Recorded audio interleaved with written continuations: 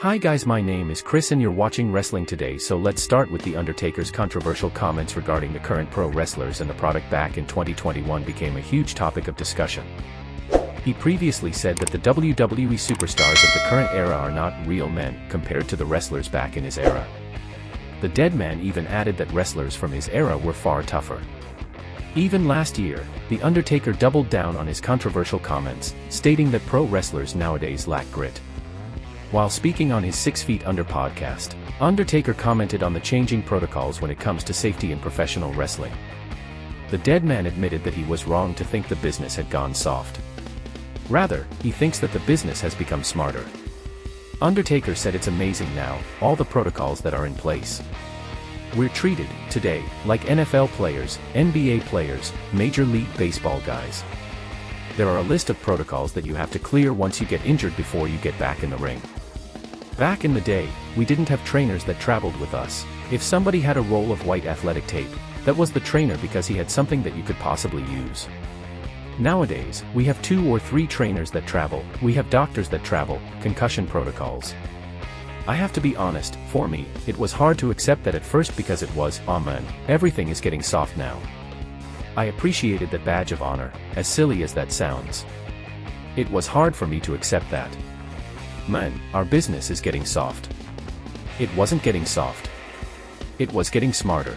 I'm glad that I was part of the generation that led into that because, today, you see the referee and they throw the X up, you know something bad has happened.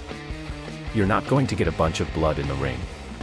If someone is concussed or injured to a point, the match is going to stop and the athletes are going to be treated the way they need to be. Even with all that going on, the wear and tear and the risk of injury is crazy. The Undertaker is currently enjoying his life after retirement and was even an important part of the October 10th episode of NXT. We will have to wait and see what's next in store for the dead man. What do you think of what The Undertaker said? The next story is about Roman Reigns continues his unprecedented reign of dominance in WWE, with his latest conquest being LA Knight. However, following Crown Jewel, is likely to be absent from any upcoming premium live events in 2023, including Survivor Series. Furthermore, the undisputed champion is not being promoted for any appearances on SmackDown either. However, this prolonged absence from the company could potentially backfire on the Tribal Chief, as Triple H may have a significant announcement in store for next year's Elimination Chamber Premium Live event. The potential scenario that might unfold could see Reigns facing repercussions from the Chief Content Officer for his absence, resulting in him being compelled to defend his undisputed title inside the chamber at the PLE in Australia. Since securing the championship, Reigns has rarely defended his title in multi-man matches. However, a title defense inside the Elimination Chamber could inject excitement among fans on the road to WrestleMania 40. Additionally, it is crucial to note that the Elimination Chamber will be an international premium event for the Stamford-based promotion. WWE typically reserves significant matches for their international shows, making this scenario a plausible possibility.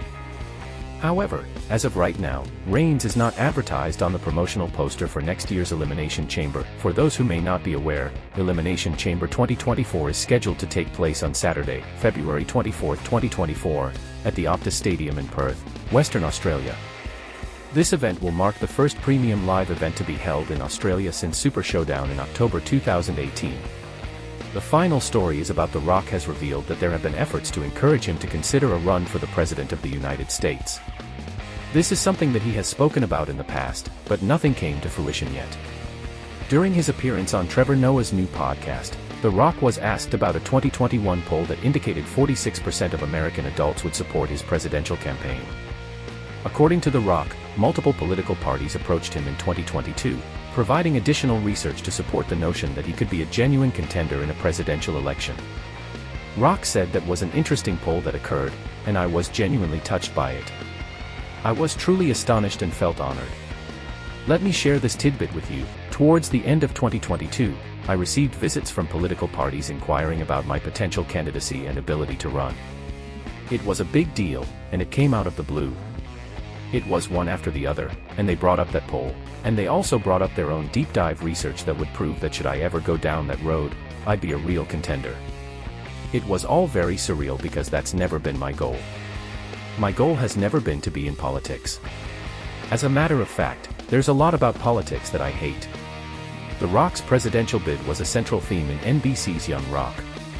The show's premise revolved around The Rock recounting tales from his youth during an interview to promote his 2032 presidential campaign.